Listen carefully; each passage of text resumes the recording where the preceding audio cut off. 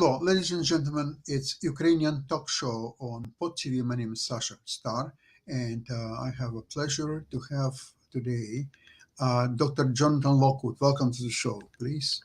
Thank you, Sasha. Glad to be Great here. to have you.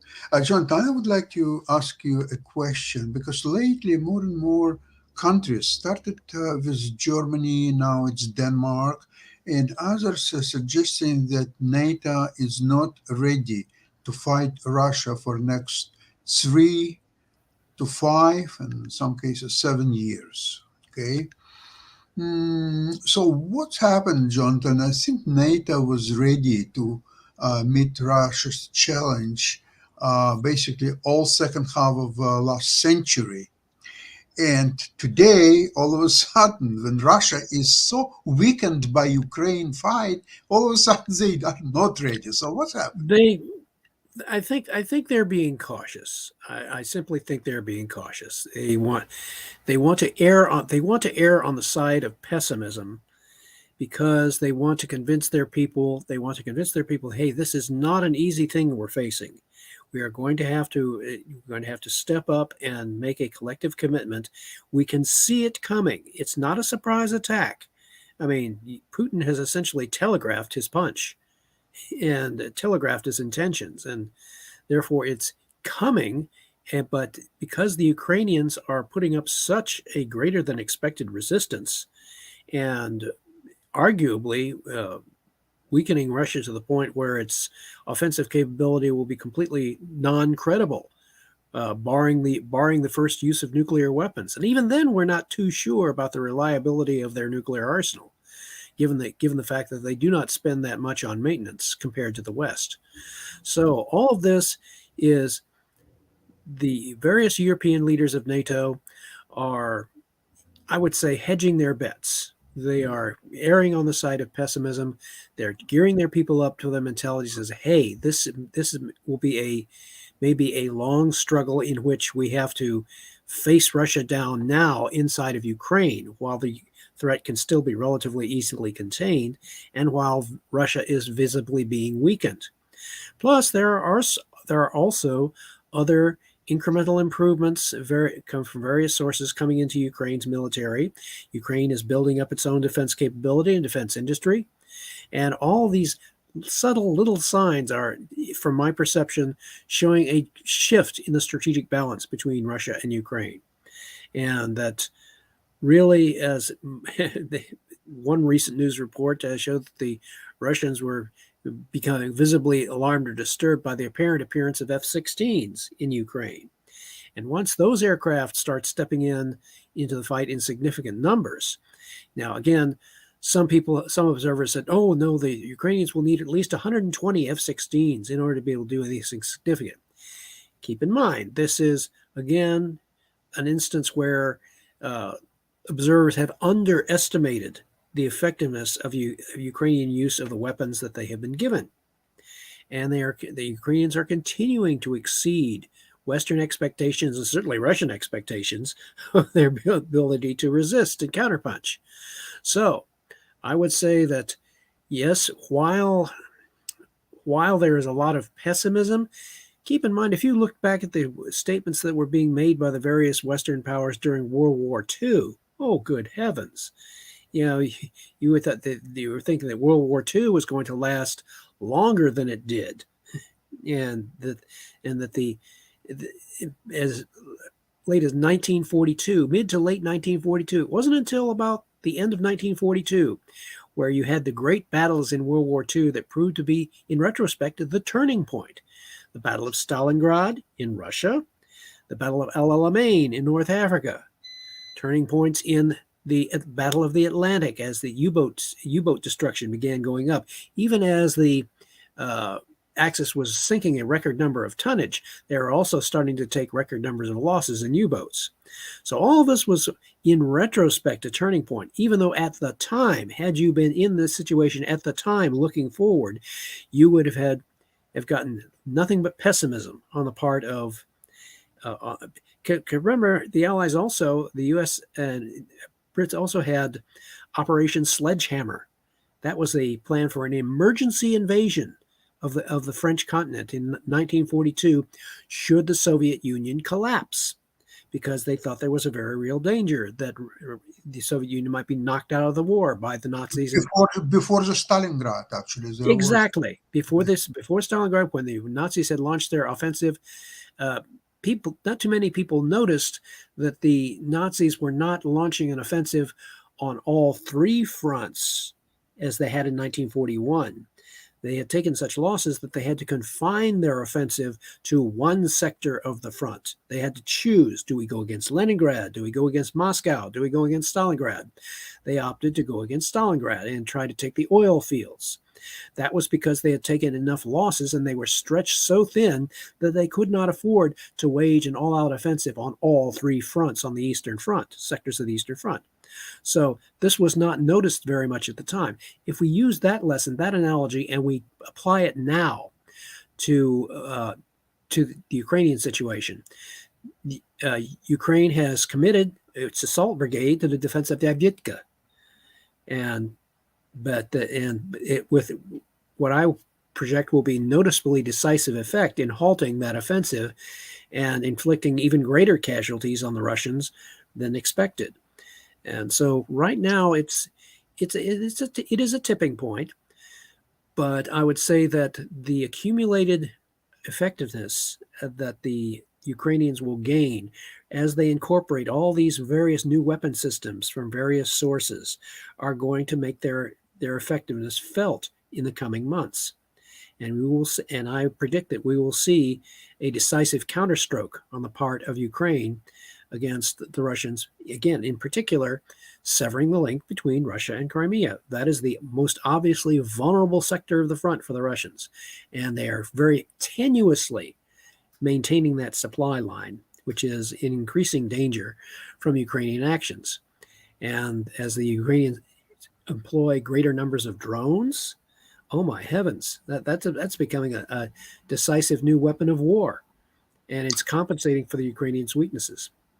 Well, I noticed even today when they had replacement of the top Ukrainian general Zaluzhny with General Syrsky. So there is a reorganization on the top echelon of Ukrainian army.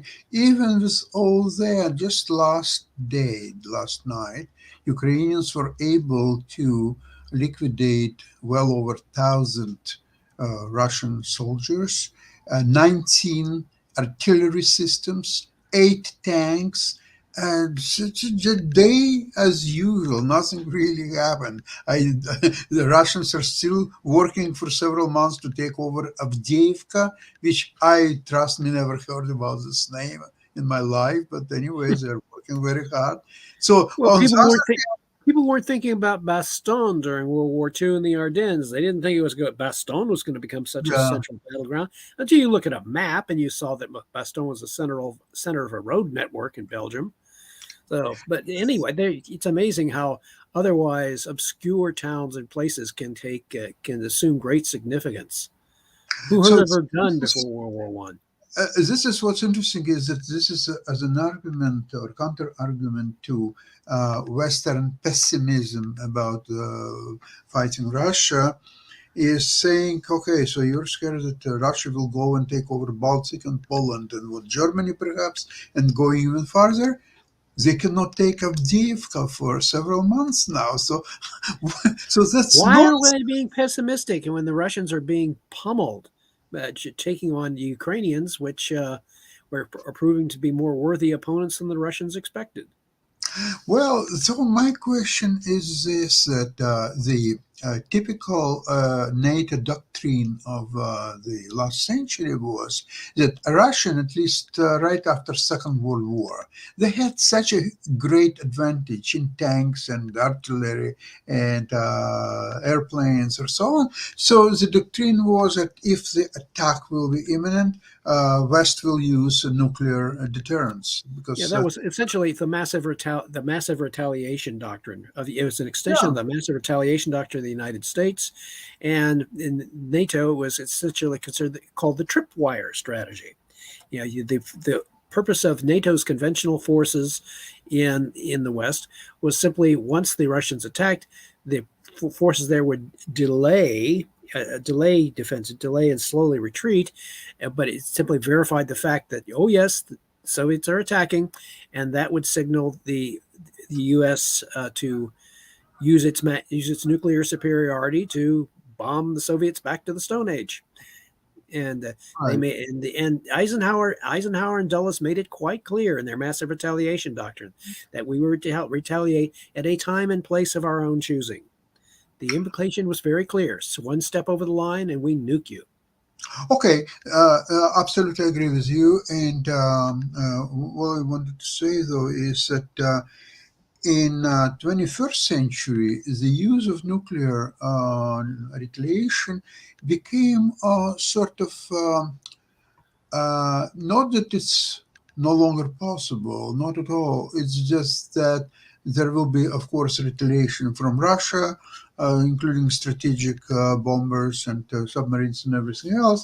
So it will be too messy with very uncertain outcome. And even if West will prevail, there will be just too many casualties. It's unacceptable level of casualties will be there. So they rethinking their strategy of actually meeting Russian fight with conventional force.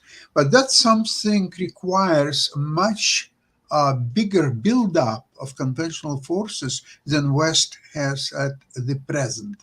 Now there is something else. Ukraine, though, is able to fight Russian tooth to tooth in conventional war because that's what what Ukrainian learn in the same war academies. Because most of the Ukrainian generals they've completed the same war education, military education as Russian generals, so they understand their way of thinking, understand their way of fighting. And Ukraine, although much smaller and weaker country than Russia, they are quite successful to withstand already for almost 2 years Russian attacks.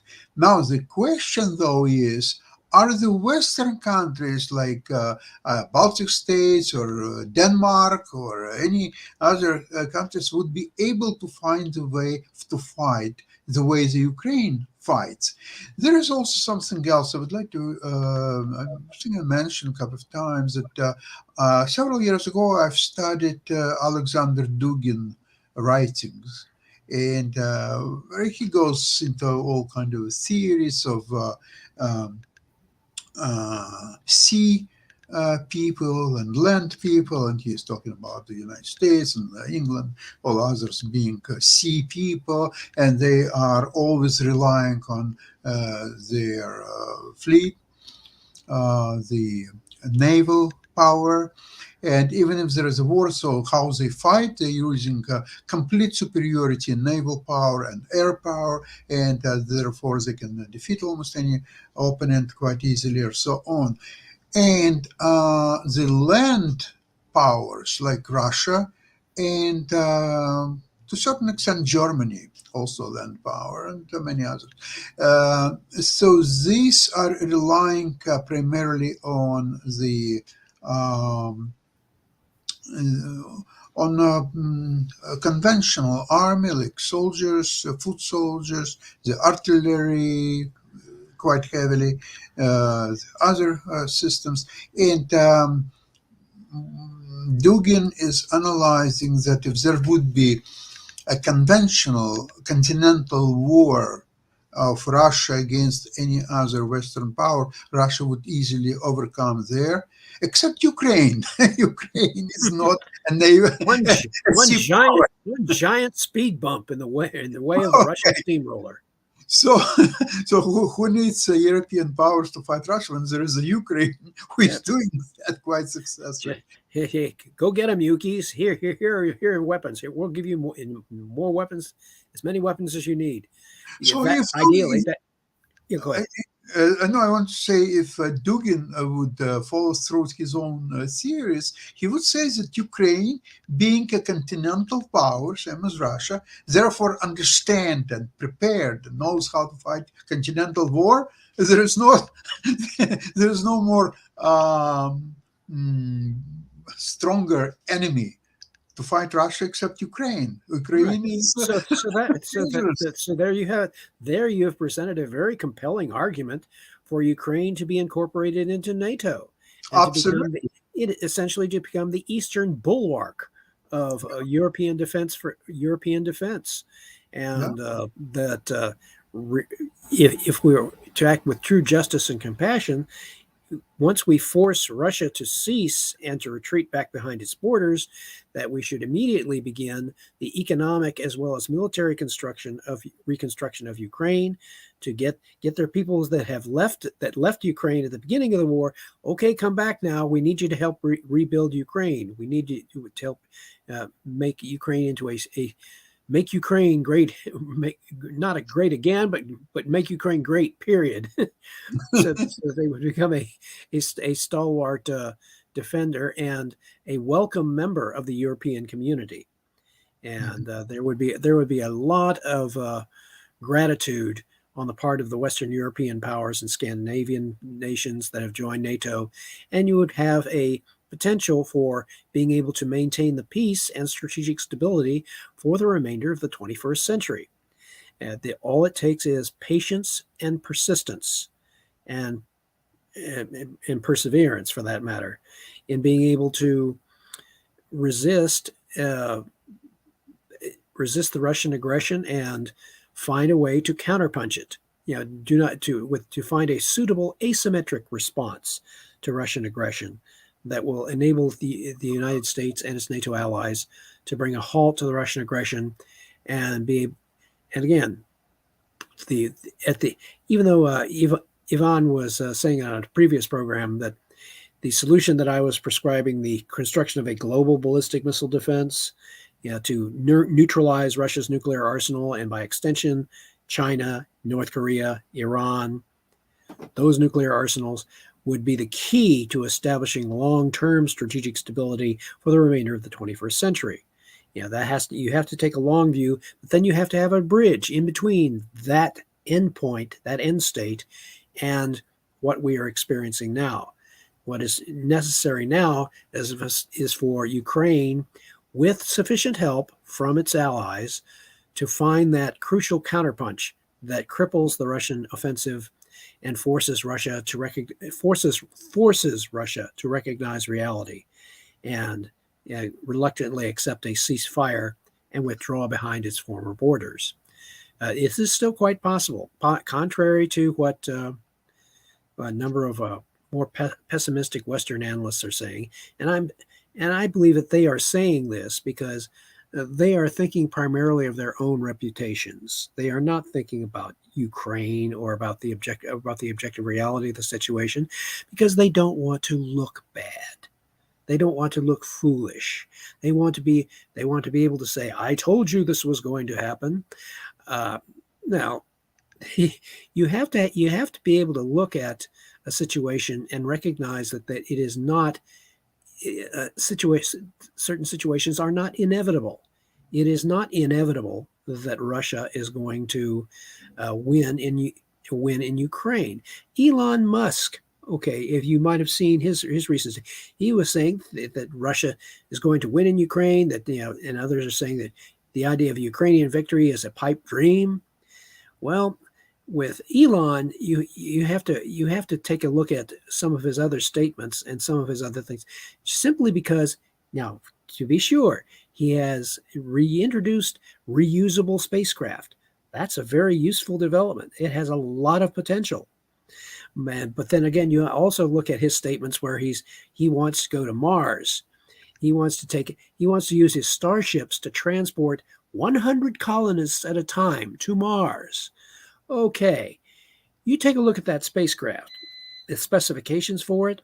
You're thinking of taking essentially 100 plus colonists and crew, putting it into a chemically powered spacecraft that is not much bigger than one of our modern airliners, and taking them on a slow trip to Mars, which would take about 6 to 7 months to get there.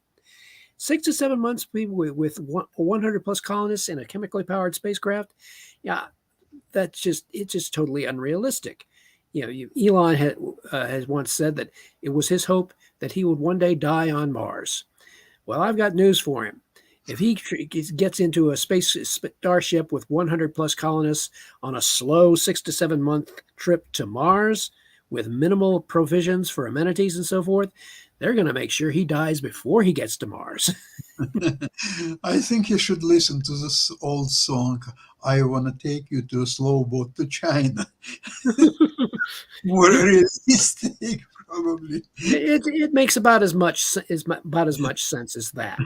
I mean, realistically, others have looked at the specifications, for example, of Musk's Starship, and they say that it realistically has the capability for supporting a crew of 10 for a long term.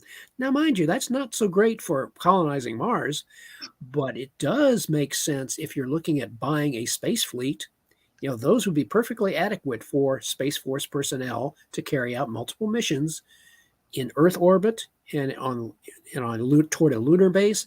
And this may, I suspect this may be what Elon was thinking about all along, eventually being able to sell a space fleet to the Pentagon. And that would make a great deal. And it could be used very quickly. But Pentagon just admitted a couple of days ago that it has no money to maintain. They're basically they're saying we have no money. That's basically they're saying we've just about maxed out our credit card. Yep. But then there are, the thing is, I regard that as something of a false argument. It says we have no more money. As a no, you are spending money on the wrong things. For example, in the current budget proposals for the Pentagon, they are talking about spending another $181 billion on building more nuclear weapon systems. That tells me that there too many leaders in the Pentagon have allowed themselves to be lulled by the strategic orthodoxy that has been governing Western military thinking for the past several decades. They believe that the offense will always be able to overcome the defense when it comes to nuclear weapons. What they do not realize is that because of recent technological developments in ballistic missile defense and laser weapons and space and reusable spacecraft, all these factors are coming together in a way that makes possible what I've been telling you about, the creation of a global ballistic missile defense to render nuclear weapons impotent and obsolete. And once this realization dawns, when you see that the logic of an asymmetric response is when you are confronted with several powers that have nuclear arsenals, the answer is not build more nuclear weapons. The answer is build an effective ballistic missile defense to neutralize those arsenals. That is a different way of thinking, one that has not yet gained primacy in the Pentagon and in the national leadership, but which very well could under the proper circumstances. Totally agree with you. And speaking about Musk, something just occurred to me that if he wants really to colonize Mars, then he has to pick up on Dr. Strangelove's scenario to send 100 people there, 10 males and 90 females. And with the reproduction, in about 20 years, they will have a really sizable population. The only thing is how to maintain and where they're going to live and the food. Exactly. Yeah, being able to generate. The only other scenario in which that could be possible is if let's say, for example, that we are able to develop for Elon Musk's starships nuclear thermal propulsion systems rather than chemical propulsion systems. As we said, if they had those kinds of propulsion systems, you would cut the travel time between Earth and Mars to about 45 days, which is much more workable and sustainable than 6 to 7 months. And if you take it one step further, if you eventually develop workable fusion power generators enable us to reach the entire solar system, and it cuts the travel time to Mars down to about an estimated week or two, which makes the exploration and exploitation of the resources of the solar system much more feasible. Well, 1-2 weeks is like all-inclusive vacation, basically. Yeah, exactly. You cut it down to something that's thinkable. and with sufficient amenities, you have something that's very workable and economically sustainable. But the trick is you have to have the right combination of technologies and invest in those technologies and recognize when it is time vis-a-vis your opponents to adopt an asymmetric response, merely not simply copying what they have and trying to and thinking that more of everything is better. Then Just like about yeah, governing, yeah. would they have to select the attorney general and general governor to actually administer this Mars colony or something? Like who's going to Oh run it? yeah, the politics. Yeah, the politics of who runs this colony. Oh, Absolutely. that's going to be lovely. Yeah, because people forget that you know that they should have some they really should have some religious ministers accompanying this group to remind them that you are flawed, you are morally flawed, and that you don't send a bunch of morally flawed people with no ethical guidelines or teaching into a high stress situation like a Mars colony. Oh, that is just asking for complete disaster. And what about the same-sex marriages? Probably would be forbidden because it would it would disbalance the male-females population there. So that we have to go. And we're running into a lot of difficult questions. I do Maybe not Musk will yeah, know the yeah. answers. I do not see a future for a Mars colony, not a colony simply for growing a major population. I see a future settlement of Mars for the purpose of a mining colony, a scientific colony where people could expect to come back Absolutely. after serving a certain time, and then that could be sustainable because people don't want to go to Mars to die. They want to go to Mars and with the expectation of coming back to a more rewarding existence on Earth, maybe being paid a big fat bonus, maybe being Absolutely. regarded as heroes, getting to all those nice sorts of things that you would expect out of going on a high risk proposition like going to Mars for a set period of time. That there has to be some revised thinking. The only way that's really going to become possible is when we develop more useful propulsion systems, which can get us to Mars and to other points of the solar system much more quickly than we are able to do now. So back to Ukraine. Yeah, and that's very interesting proposition. In the meantime, I see in the news that Russians are now using the Elon Musk's systems, Yeah, they're Starlink Starlinks, satellites. Starlinks, and who is supplying it? The bunch of Arab countries who are buying it from US and supplying it to Russia. And Russia already started to use them, and I don't know if it's a legal operation because according to license agreement, I would assume that the countries who are buying the systems must use them within the country which buys it, but not uh, offering it to other countries as well. But I don't know. I'm not familiar with the license systems of Starlinks, but I think Musk would have to take care of that. And I wanted to discuss with you also this appointment of General Sirsky in place of Zaluzhny. But I think let's leave it until Friday, so we'll discuss it with Ivan. So he Yeah, will have. I think Ivan will have some interesting insights on this person, and Yeah, yeah, it looks like it. Just from the initial appearances, it seems like Sersky is uh,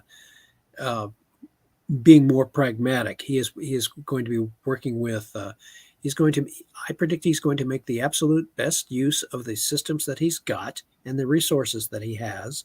He is going to be like a clever boxer, looking for that nice opening for in the Russian lines to launch a decisive counterstroke, which will inflict a significant operational defeat upon Russian forces, one that they won't be able to disguise or explain away. yeah. Yeah, I think there are also not strictly military reasons for this appointments. I think that Zelensky started to understand that his plan of victory over Russia, I mean by evicting Russia from all Ukrainian territories, is at least at this point not workable. And Zaluzhny was concentrated on going ahead with this particular plan, provided that there would be sufficient Western help, specifically US, which hasn't materialized. Therefore, he essentially he very considerably adjusted his strategy of attack in the summer of 23, which was against what NATO expected of him. But again, NATO couldn't demand that he must go according to the agreed plan, especially that the promised weapons were not forthcoming. So essentially, it all turned out to be somewhat a disaster for this campaign, and therefore the Zaluzhny's actions. And also, the most important thing, in my opinion, is that Zelensky saw in Zaluzhny his very capable nominee for the future election as a president of Ukraine, because his rating, his popularity was kind of 90% against 60 some percent of Zelensky. So he decided to do this switch. It's still very unpopular among Ukrainian people and Ukrainian army primarily. There are a lot of generals already said that they are not going to work with what's his name, Syrskyi. Mhm. And, but okay, that's another problem that Syrskyi has to overcome. There's nothing else can be done. It's an army, it's a command, and people who are not going to follow his commands will have to It's a leave the it's a army. it's a very similar problem, to use a historical analogy. It's a very similar problem to what successive Union generals experienced during the American Civil War after Lincoln replaced McClellan. McClellan was very popular among his troops. He took care of his troops, he trained them well, but McClellan's failing in Lincoln's eyes was that he simply refused to take decisive military action against the Confederate forces and often found himself outmaneuvered by Lee. And so, therefore, subsequent Union generals had the problem of not only trying to match Lee in military prowess, but also trying to match the degree of loyalty and enthusiasm that McClellan had generated among Union troops. So here you have an interesting historical analogy. Of course, if Lincoln eventually found his general in General Ulysses S. Grant and was Yes. able to overcome that problem, someone who was Lee's equal, if not his superior, in strategic thinking. So, in any case, there are historical analogies, and it does not mean that Syrskyi will be unable to overcome this initial disadvantage. And again, I do not underestimate the ability of the Ukrainian military to pull off an operational surprise against Russian forces, especially Another given what they go ahead. Another plus, of Syrskyi could be the fact that Zaluzhny, who has actually Western military education, and he knows very well NATO doctrines and how to use, except that he had no means to to do what he was Yeah. about to do. So Syrskyi, on the other hand, he finished the top Russian academy, as almost all Ukrainian and Russian generals. So he understands very well how Russian thinks and what they're about to do, and he doesn't really, he's not trained in NATO military doctrine. But for some, it could be a plus, because if you believe what we discussed earlier, that NATO military doctrine is not suited yet for today's Russia's offensive or so on, whereas Syrskyi is well equipped to do exactly that type of fight. And much more even important than that is Syrskyi is perceived as Zelensky's man, so he's a part of the team, whereas Zaluzhny may not felt as a part of the team So because of his Zelensky could have been perceived in the same way that Truman perceived MacArthur, as a Mhm. potential political threat, as Yes. an insubordinate, potentially insubordinate general. So again, there are historical analogies to draw upon in looking at this situation. And MacArthur was very popular in the army, and who knows if he Yes. would run for president, he could beat Eisenhower. Could be Well, because very. that may have been the fear, and but remember Mhm. that Eisenhower was a relatively reluctant Republican. The Republicans turned to him, and he reluctantly agreed, which was to his credit. And Mhm. as a result, during the Eisenhower administration, there were no wars. Yes. They did not get committed to any foreign wars. And interestingly enough, Eisenhower also warned the American people at the end of his administration about the potential rise of what he called the military industrial complex. And Yes. Eisenhower was very prophetic. He was very prophetic and very prescient, very accurate. And Exactly. so, Yeah. Listen, we are living in very interesting times, and we are following that, and we will discuss it again, same place, same time on Friday. Jonathan, thank you very much for today's program. All well, the thank you. best. Slava Ukraini. Bye bye, everybody.